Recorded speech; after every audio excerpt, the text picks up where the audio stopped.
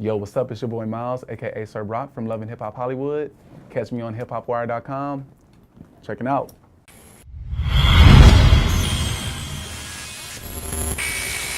Music, it came to me because my sister, she was a rapper when I was younger. So like watching her kind of inspired me when I was a kid, like 8 years old.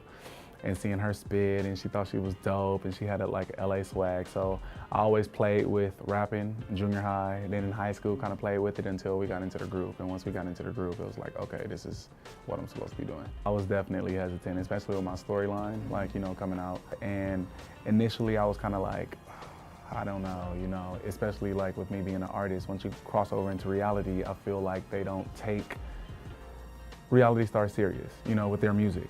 So I thought about it, and something in me just told me to do it, and I was supposed to, and you know, I'm here today with y'all.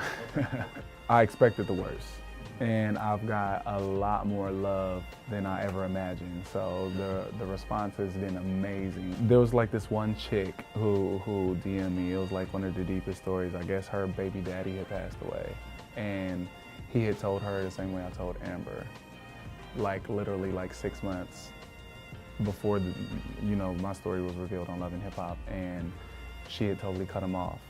And she said she never understood it, and she was just, her message was so deep. She was like, as I'm typing you this message, tears are falling from my eyes, and I hated them, and I finally have acceptance, and I finally have understanding, and thank you. Like, it was just crazy. Like, it was crazy. Like, I didn't even know how to feel. There was no words for that. I was just like, I love you, and I'm happy that, you know, I was able to give you peace with that situation.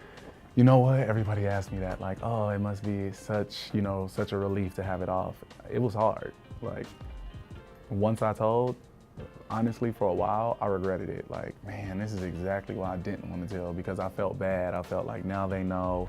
What are they really saying? Like, they tell me they love me, but when I go home and they go home and lay down, what are they really calling each other and saying? How do they really feel? And for a while, I was just like, I was ashamed, but as time goes on and they get used to it and I'm getting used to it, it does get better. It gets better, but I'm not here to sugarcoat nothing. It's hard, you know, it's hard. I had one of my pastors from back then like DM me like this 4-page letter saying like, don't lose yourself and turn to God, and the devil is like steering you, and the devil has your mind, and you know, all I can do is just continue to pray and keep God by my side and just ask him to guide me. That's all, and just live my life and tell who I am. That's it. I really don't even have the answers to that. I still don't know, you know. I just know the Bible says this. I know I have these feelings, and all I can do is continue to pray, and just hopefully I'm making him happy by being honest and being in my truth and saying he's still my best friend and he still loves me through it all, you know. And all I can do is just ask him to give me guidance. Well, I'm definitely bisexual. I was with a woman for 10 years. I've been with a man for 2.5.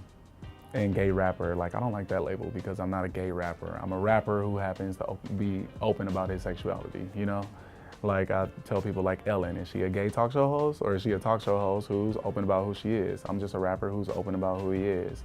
And I don't talk about men in my raps, you know. I don't know if you've seen my video or heard any of my music, but I don't talk about men.